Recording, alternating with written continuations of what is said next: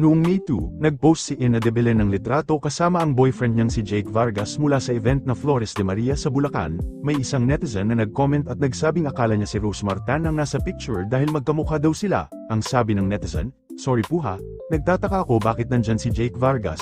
Akala ko talaga si Rosemar kung hindi ko nabasa pangalan. Nagdalawang tingin pa ako, ang ganda mo pati ang damit mo."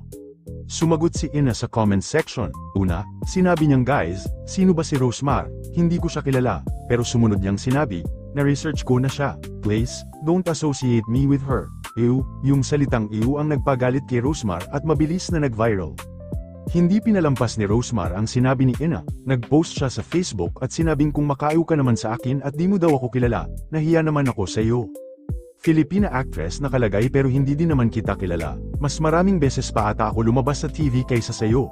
Auntie, kung makaayaw wagas, inaano ka? Tinawag din niya itong starlet na hindi pa nga sikat. Attitude na agad. Binanggit din ni Rosemar na mas mukha pang ang mom of 3 si Ina sa kanya.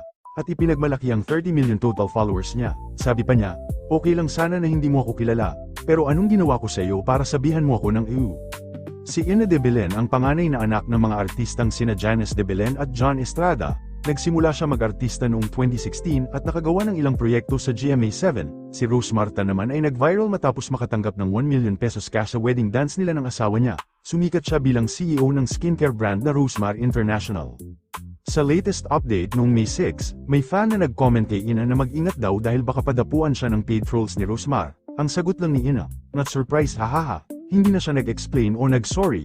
Hanggang May 7, mainit pa rin ang usapan sa social media. Hati ang opinyon ng netizens, yung iba nasa panig ni Ina at sinabing karapatan niyang ayaw may kumpara. Yung iba galit kay Ina dahil bastos daw yung ew comment lalo na wala namang ginawang masama si Rosemar sa kanya. Hanggang ngayon, tahimik pa ang kampo ni Ina sa mga patutsyada ni Rosemar. Naghihintay ang mga taga-suporta ng bawat isa kung ano ang magiging katapusan ng World War na ito. Use it when two different scenarios lead to the same result. Tulad ng, I might walk later, I might walk or take the bus, but either way, I'll be there by 5 p.m. So, ganyan ginagamit ang either way. And sa sentence na ginamit niya is hindi applicable yan dahil wala namang dalawang choices na pagpipilian na same ang. So, ayan, do you want or pasta? I'm good either way. So, di ba, may dalawang pagpipilian.